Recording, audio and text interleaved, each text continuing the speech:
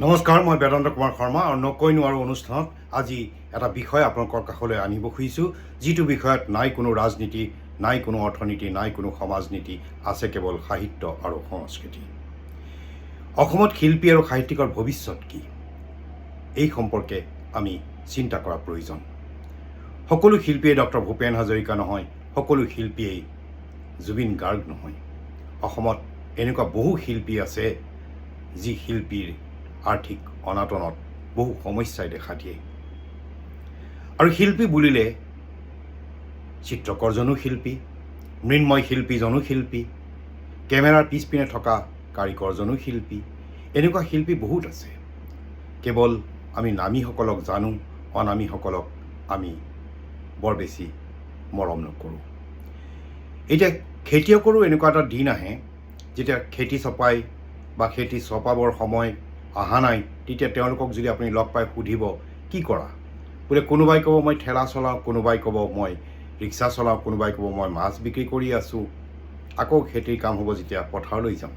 কিন্তু শিল্পীসকলতো তেনেকুৱা নহয়। শিল্পীসকলৰ আত্মমৰ্যাদা আছে। গতিকে শিল্পীসকল হ'ল বতৰৰ ফুল। বতৰত যি অনুষ্ঠান হয়, সেই অনুষ্ঠান প্ৰদৰ্শন কৰাৰ পিছত তেওঁলোক ঘৰত বহি যায়। গতিকে এটা সময়ত তেওঁলোকো আৰ্থিক অনাটনত ভোগে বহু শিল্পীয়ে। সিদিনা অৰুণ দাসৰ দৰে এগৰাকী জনপ্ৰিয় শিল্পীক বহু শুভাকাংক্ষীয়ে ঘৰত গৈ 500 টকা দিয়াৰ খবৰ আমাৰ আহে। সেই 500 টকাৰ বিনিময়ত অৰুণ দাসৰ দৰে শিল্পীৰো চকুৰে পানী নিগৰে আৰু দেউতাজনৰো পানী নিগৰে। গতিকে এনেকুৱা এটা পৰিস্থিতিত মই অনুভৱ কৰোঁ অসমত এটা শক্তিশালী শিল্পী সাহিত্যিক ন্যাস গঠন কৰাৰ প্ৰয়োজন। কেইবাবাৰো মই অনুষ্ঠান পৰিৱেশন কৰোঁতে মঞ্চৰ সন্মুখৰ পৰা যেতিয়া দেখোঁ অসমৰ মুখ্যমন্ত্ৰী, সাংস্কৃতিক মন্ত্ৰী বহি আছে, তেতিয়া মই আহ্বান জনাওঁ অসমত এটা শিল্পী ন্যাস গঠন কৰাৰ প্ৰয়োজন। তেতিয়া মুখ্যমন্ত্ৰী সেই সময়ত তৰুণ গগৈদেৱে কাষৰ সাংস্কৃতিক মন্ত্ৰীক সোধে অসমত এনেকুৱা নাই নেকি? তেতিয়া কাষৰ সাংস্কৃতিক মন্ত্ৰীয়ে জনায়, নহয় ছাৰ, এটা যদি শিল্পী সাহিত্যিক দুৰাৰোগ্য ৰোগত ভোগে, আমি মুখ্যমন্ত্ৰীক সাহায্য পুঁজিৰ প্ৰায় 50 বা 1 লাখ টকা যিটো নীতিমতে দিব পাৰে সেইখিনিয়ে দিওঁ। তাৰপিছত মই অনুভৱ কৰিছিলোঁ যে এটা ডাঙৰ শক্তিশালী সাংস্কৃতিক ন্যাস হ'ব, কিন্তু আজিলৈ হোৱা নাই। আৰু সেইটো চৰকাৰৰ কথা। আনকি আমি ব্যক্তিগতভাৱেও এনে কিছুমান ব্যক্তি যাৰ সম্পৰ্কে কোনো বিতৰ্ক নাই, যাক কোনেও কোনো ধৰণৰ সন্দেহ নকৰে, তেনে ব্যক্তিক লৈও এনেকুৱা ন্যাস এটা গঠন কৰিব পাৰোঁ। অন্ততঃ অসমৰ ৰাইজে প্ৰতি মাহে 50 টকা বা 100 টকা অতি কমেও দিব পাৰে।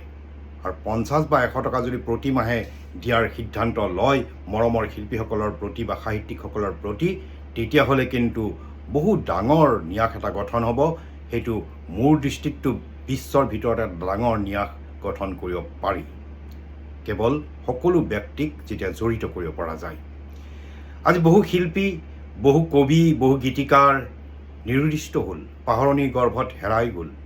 আমি সিদিনা যেতিয়া ৰমেন দা নাইকিয়া হ'ল, তেওঁৰ ঘৰলৈ গৈ পৰিয়ালৰ লগত কি সংঘাত হৈছিল, জীয়ৰীৰ লগত কি ঘটিছিল, এনেবোৰ খবৰ লওঁ। কিন্তু মূল খবৰটো খবৰ হৈ থাকি যায়, সি কোনোদিন সমাধান নহয়। সেইকাৰণেই কওঁ যে এটা শক্তিশালী শিল্পী সাহিত্যিক ন্যাস গঠন হ'ব লাগে। অতি দুখৰ কথা, এই শিল্পীসকলে, এই সাহিত্যিকসকলে কেতিয়াওতো পৰিয়ালৰ কাৰণে গীত গোৱা নাছিল, কেতিয়াও পৰিয়ালৰ কাৰণে সাহিত্য সৃষ্টি কৰা নাছিল। কিন্তু এই সৈয়দ আব্দুল মালিক, যোগেশ দাস, কুমাৰ কিশোৰ, বীৰেন্দ্ৰ কুমাৰ ভট্টাচাৰ্য, লক্ষীনন্দন বৰা, নিৰ্মল প্ৰভা বৰদলৈ, এইসকলৰ এখন সোঁৱৰণি সভা পাতিবলৈ কিন্তু পৰিয়ালৰ বাহিৰে আন কোনো নাই। দুখ লগা কথা। পৰিয়ালৰ লোকে তেওঁলোকৰ সোঁৱৰণি সভা পাতিব লাগে। তেতিয়াহ'লে সেইসকল ব্যক্তিয়ে, সেইসকল সাহিত্যিকে পৰিয়ালৰ কাৰণেতো সাহিত্য সৃষ্টি কৰা নাছিল। এটা সময়ত তেওঁলোকৰ সাহিত্য সৃষ্টিৰে আমাক কেনেধৰণে আপ্লুত কৰিছিল, এই কথাবিলাক ভাবি চাব লাগে। আৰু এইকাৰণেই মই এই বিষয়টো আনিছোঁ, কাৰণ মই মোৰ অনুষ্ঠানটো দি কেতিয়াও ভিউজ বাঢ়ক, TRP হ'ব, এইবিলাকতো চিন্তা কৰিবলগা নাই। গতিকে বাতৰিৰ ধামখুমীয়াত বাতৰিবোৰ হেৰাই যায়, এনেকুৱা চিন্তাবোৰ আমি কৰিবই নোৱাৰোঁ। গতিকে সেইকাৰণে মই ভাবোঁ এনেকুৱা বিষয়বিলাক আলোচনা কৰি এটা যদি সংবিধান আনিব পাৰোঁ, তেনেহ'লে অসমৰ কাৰণে মংগল। কাৰণ মই আকৌ কৈছোঁ, অসমত সকলো শিল্পী জুবিন গাৰ্গ নহয়, সকলো শিল্পী ভূপেন হাজৰিকা নহয়। এনেকুৱা বহু শিল্পী আছে যে ঔষধখিনিৰ কাৰণে তেওঁৰ অসুবিধা আহে, কিন্তু কাক ক'ব, কোনে শুনিব? মনৰ কথা মনতে ৰাখি তেওঁলোকে দহি দহি ক্ষান্ত হৈ পৰে।